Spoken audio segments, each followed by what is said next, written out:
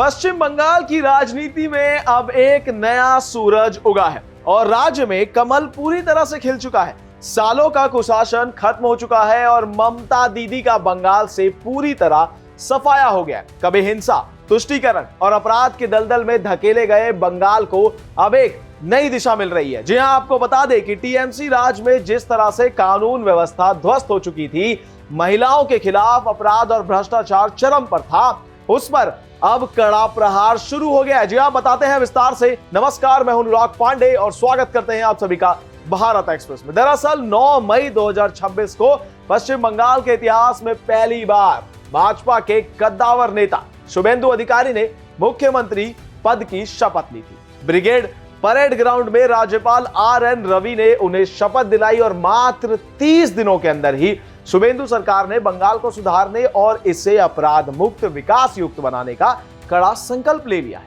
जी हां, सिर्फ इतना ही नहीं, आपको बता दें कि शुभेंदु अधिकारी सरकार के पहले महीने का रिपोर्ट कार्ड यह साफ दिखाता है कि बंगाल में अब तुष्टीकरण की राजनीति का अंत हो चुका है और राष्ट्रवाद व विकास का दौर शुरू हुआ है। सरकार ने शुरुआती 30 दिनों में ही कई बड़े और ऐतिहासिक कदम उठा लिए। जी हां, जैसे कि पहला, सड़कों पर नमाज पर रोक लगी। आम जनता की सुविधा और कानून व्यवस्था को ध्यान में रखते हुए सरकार ने सड़कों पर नमाज पढ़ने पर पूरी तरह रोक लगा दी है। दूसरा, स्कूलों में वंदे मातरम अनिवार्य हो गया। जी हां, आपको बता दें कि भावी पीढ़ी में राष्ट्रवाद की भावना जगाने के लिए पश्चिम बंगाल के सभी स्कूलों में वंदे मातरम का गायन अनिवार्य कर दिया गया है।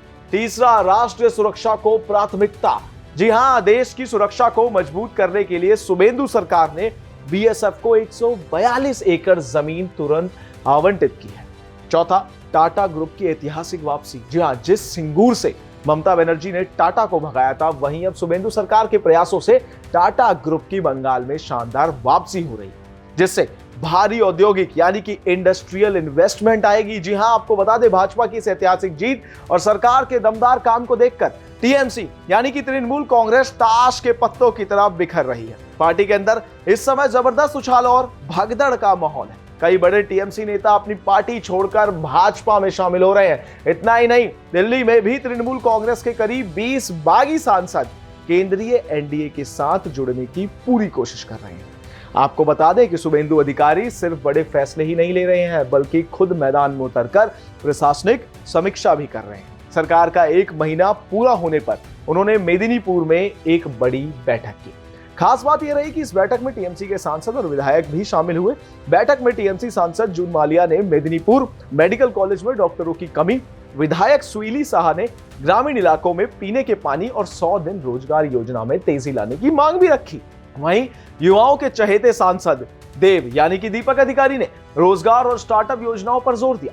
मुख्यमंत्री शुभेंदु अधिकारी ने विपक्ष के इन सभी मुद्दों को गंभीरता से सुना और साफ किया कि मेदिनीपुर की संस्कृति और विकास दोनों ही उनकी सरकार की सबसे बड़ी प्राथमिकता है। उन्होंने बैठक में मौजूद डीएम, एसपी और सभी वरिष्ठ अधिकारियों को दो टूक लहजे में निर्देश दिया कि इन सभी समस्याओं पर 15 दिन के भीतर एक्शन टेकन रिपोर्ट्स हों।